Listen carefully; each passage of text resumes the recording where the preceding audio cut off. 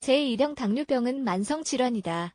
하지만 제대로 관리하면 삶의 질이 현저하게 떨어지지 않는다.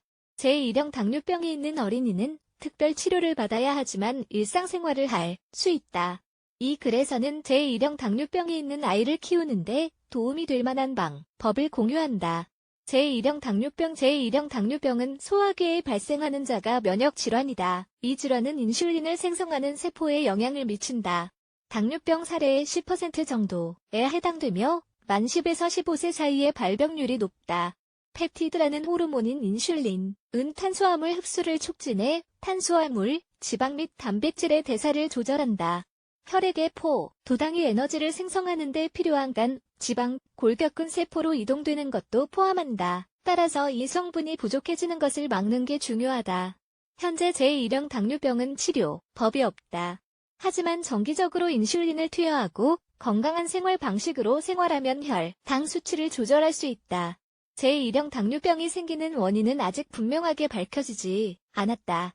다만 일부는 유전학 및 특정 바이러스가 이 질병이 생기는 원인이 된다고 본다.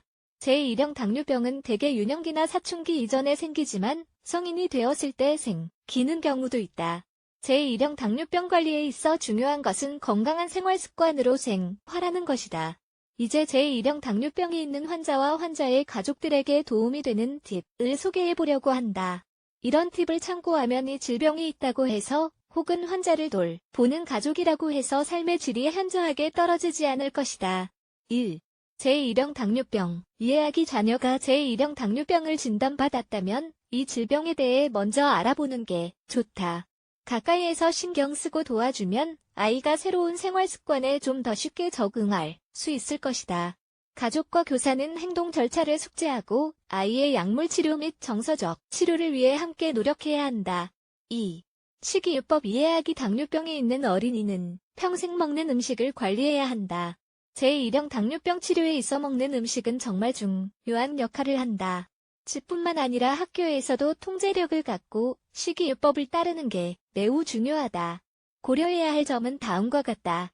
균형 잡힌 식사. 먹는 지방 양을 신경 써야 한다. 지방은 인슐린의 영향을 줄이고 비만을 유발하기 때문이다. 과일, 채소, 고품질 단백질 및 복합 탄수화물이 함유된 음식으로 식사한다. 단순당 섭취를 제한한다. 혈당이 갑자기 증가하는 것을 막기 위해서다. 가공 패스트리, 주스, 시럽, 쿠키, 정크푸드 등은 설탕 함량이 높기 때문에 최대한 먹지 않는 게 좋다. 학부모는 교사에게 학교 급식 메뉴를 알려달라고 해야 한다. 그리고 아이가 어린 경우 교사에게 간식을 따로 챙겨달라고 부탁하자. 그래야 혈당 수치가 안정적으로 유지된다. 3. 약물 치료하기. 제1형 당뇨병이 있는 아이는 하루에 여러 번 인슐린을 맞아야 한다. 식사 전에 빠르게 작용하는 인슐린과 하루에 한두 번 천천히 작용하는 인슐린을 맞는다. 편안한 환경, 집에서 약물을 투여한다. 아이가 너무 어린 경우 교사에게 약물 투여 방법을 알려주고 교사의 도움을 받도록 한다. 휴대용 혈당 측정기를 사용해 주기적으로 혈당 수치를 확인한다. 당뇨병이 있는 아이를 키우고 있다면 혈당 측정기로 주기적으로 혈당 수치를 확인해야 한다. 혈당 측정기는 두 번째 손가락 끝을 살짝 찔러 나오는 피로 혈당을 측정하는 기구로 사용하기 간편한 기구이다. 학교에 있는 동안에는 교실 등 편안한 장소에서 검사한다. 5.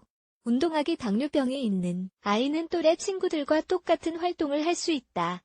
다만 몇 가지를 지켜야 한다. 필요하다면 운동 전과 후에 혈당 수치를 측정한다. 아이가 활동을 하는 동안 부모나 교사 등 누군가가 탄수화물이 풍부한 음식을 빨리 먹일 수 있는 상황이어야 한다. 혈당이 갑자기 떨어지는 경우 저혈당증이 생기는 경우를 대비하기 위해서다.